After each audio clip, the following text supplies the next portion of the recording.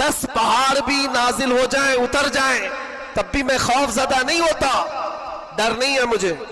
کہا کیوں؟ کہا قرآن کی ایک آیت میرے لیے کافی ہے. پوچھا کون سی آیت؟ فرماتے اللہ فرماتا ہے قُلْ لَن يُصِيبَنَا إِلَّا مَا كَتَبَ اللَّهُ لَنَا هُوَ مَوْلَانَا وَعَلَى اللَّهِ فَلْيَتَوَكَّلِ الْمُؤْمِنُونَ. فرماتے ہیں اللہ نے اپنے نبی سے کہا ہے اے محبوب آپ فرما دیں ہرگز ہم کو کوئی مصیبت نہیں آتی, اتنی ہی آئے گی جتنا اللہ نے لکھا ہے. سبحان اللہ سبحان اللہ. اتنی ہی آئے گی جتنی اللہ نے لکھا ہے. اور پھر آگے رب تعالیٰ فرماتا ہوا مولانا, وہی ہمارا مددگار ہے, وہی ہمارا مددگار ہے. وعلی اللہ فلیتوکل المؤمنون, اور مومنوں کو چاہیے کہ اللہ ہی پر بھروسہ کریں. بڑے بڑے لوگوں کو دیکھا لیکن قید کے دوران جیل کے دوران کچھ چھوٹے چھوٹے لوگوں نے ہمیں بہت کچھ سکھایا.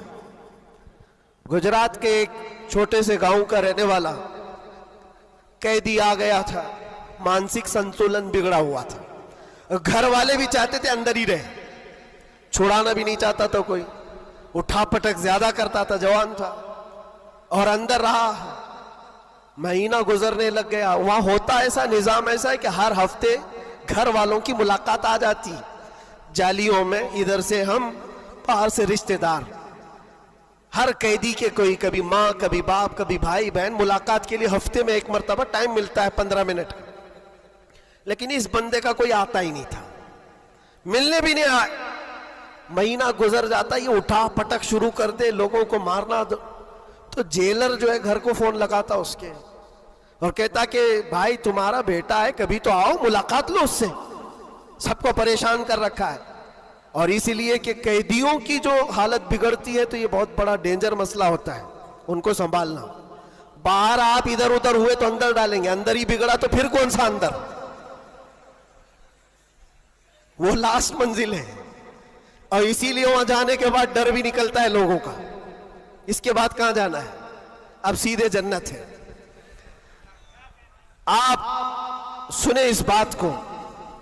اس کا باپ آیا اور کہا کہ بیٹا تھوڑے دن ہو گئے. اس نے پوچھا کب چھڑاؤ گے مجھے, بیل کب ہوگی؟ چھوٹے سے کیس تھے. کہا اس منڈے کو جو ہے تمہاری بیل رکھ دوں گا, چھوٹ جاؤ گے, اس منڈے کو نکل جاؤ گے. وہ آیا, سب بیٹھے ہوئے تھے, خوشی سے اعلان کرتا منڈے کو میں چلا جاؤں گا, منڈے کو چھوٹ جاؤں گا. منڈے آیا, ٹیوزڈے آیا, وینسڈے آیا, پھر ہفتہ 2 ہفتے اس کا باپ آیا ہی نہیں. مہینہ گزر رہا ہے, پھر یہ اٹھا پٹک شروع کرے. پھر فون کر کے اس کے باپ کو بلایا, آؤ ملاقات لو. باپ آیا, پھر پوچھا کب ہوگا ابا؟ کہا میں تھوڑا سا کام میں بزی تھا, اس منڈے تو تیرا ہو جائے گا, اس منڈے کو ہو جائے گا. یہ آتا اور کہتا پھر بیچارہ وہاں تو ایسے ہی ہے, سب تنکے کے سہارے پہ ہی رہتے. وکیل بولتا ہے اس ڈیٹ میں ہوگا, ہاں ٹھیک ہے, اس کے علاوہ کرے کیا؟ تو وہ سب سے کہتا ہے اس منڈے کو پکا ہے. وہ بھی گیا منڈے. پھر 1 مہینہ گزرا, یہ 6 مہینے اس کا باپ ہر منڈے کو ہی بولتا تھا, بار بار آئے, توجہ چاہتا ہوں. اور حالت ایسی ہو گئی 6 مہینے کے بعد وہ باپ سے مل کر کے اندر آ رہا ہے, سارے قیدی خود ہی بولنے لگے اس منڈے کو ہے نا تیرا. اس کے بولنے سے پہلے ہی کہتے اس منڈے کو بیل ہے نا تمہاری, ضمانت ہونے والی ہے. اس کو ہرٹ ہو گیا, تکلیف ہو گئی. جب دل پر کسی کے چوٹ لگتی ہے تو ٹوٹے ہوئے دلوں کی بہت جلدی سنی بھی جاتی ہے. اس نے جھلا کر کے کہا تھا, گالی دے کر کے کہا تھا, کرمنل تھا, گالی دے کر کے کہا تھا سب کو تم لوگ میرا مذاق اڑا رہے ہو, میرے باپ کی وجہ سے یا جیلر کی وجہ سے میں اندر نہیں ہوں, میرا خدا اتنے دن کا لکھا ہے اور جس دن لکھے گا تم سب دیکھتے رہو گے میں چلا جاؤں گا. کیا بات ہے, واہ واہ. ہم نے سوچا یہ کہاں سے اتنا بڑا ایمان آیا. اور اتفاق سے سنیچر کے دن وہ اپنے باپ سے مل کر کے آیا تھا, اس کو چڑھایا گیا تھا اور وہ بپھر کر کے اس طرح کی بات کیا تھا. اور منڈے کے دن اس کا باپ ضمانت کا بیڑا لے کر آ ہی گیا